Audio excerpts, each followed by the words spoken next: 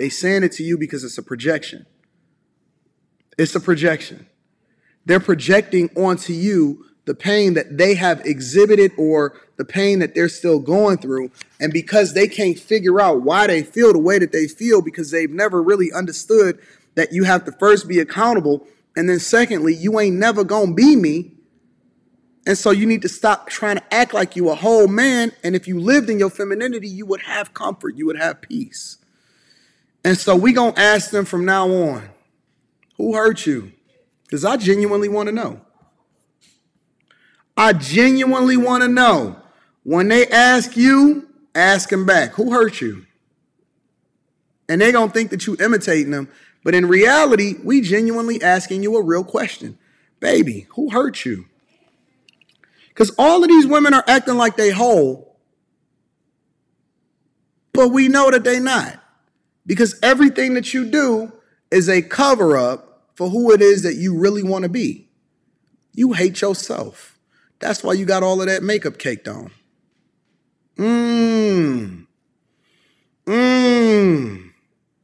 You hate who you are. That's why you got so much makeup on. That's why you keep going under the knife. That's why you keep going and paying for cheap BBLs. You wear all of this stuff and you put all of this stuff on because you're not even authentically who you want to be. You hate the fact that you was teased when you was younger. Or you hate the fact that your mama named you with an A at the end of your name. Qua. Insert here, qua. You hate the fact that you have unresolved trauma in your life. And so now you are taking it out on us. And guess what makes it even worse? Guess what makes it even worse? Y'all don't just take it out on other people, or y'all don't just silently deal with or try to fix the problem that's in your life. You know what you do? You recruit other women to become just as evil as you. Women trying to convince other women that they should be lesbians. Why would you do that to somebody? If I was some form of a criminal, let's say a murderer, right? Murderers know that murdering is bad.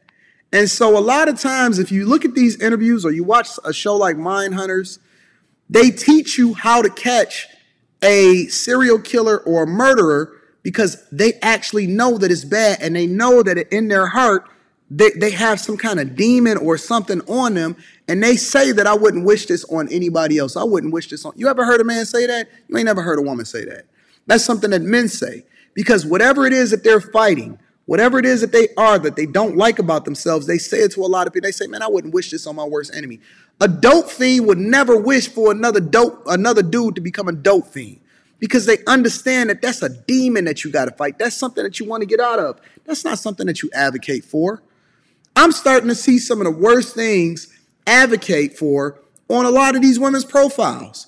I seen a woman the other day, and that I actually did a review video on this channel, and she said she was a herpes advocate. Fuck, what? What'd you say? You a who, what? A herpes advocate? I think that we should stand on our truth. I seen a video the other day where a bunch of people that was infected with HIV said that it's something that people need to get used to and that they need to advocate for it. And so they were doing the campaign where they only people that was in a restaurant serving people was people with HIV, because they wanted to normalize it. No. That's not normal. It's not normal for you to be living with something that you should have never gotten in the first place if you had been responsible about how it is that you carry yourself. That's not normal. I feel sorry for you. I know that you can live a fulfilling life with it if you go about doing things the right way, but to inform people of how it is that they can avoid it versus being an advocate for it, words mean things. I see this happening every single day on people's profile. I'm an advocate for sluts. I said, what? So you would want somebody else to be a slut? Whatever it is that you're fighting and you're dealing with, that used to be something that people dealt with within themselves until they saw for it, and then they had a testimony. That was the whole idea of testimony service. You were an overcomer of something that you were dealing with by yourself or within yourself. You were fighting a demon and you finally killed it. And now you were an overcomer, so you had a testimony, something that you went through that you are now over, that you can be a helpmeet or some beacon of light to somebody that may be going through it. You can give them some remedies of how it is that they can get over it. We're not supposed to be celebrating the devil. When did we start celebrating demon activity? I seen the shift and I seen the change, and that's one of the reasons why I say that black culture is trash. Because why do we bump music that make us depressed? Mood music. That was the name of Joe Budden's series of mixtapes that he dropped. It was called mood music. Emo rappers. So we throw on the worst things for us, expect for us to then be in a positive, productive mood when we get done listening to it, when we've been programming ourselves day in, day out, day in, day out. Now, y'all are literally putting on y'all lipstick, lip gloss, and smells that then my booty hole brown smell. I said, what the fuck is going on out here in these streets? So we just gonna go all the way to the bottom of the barrel.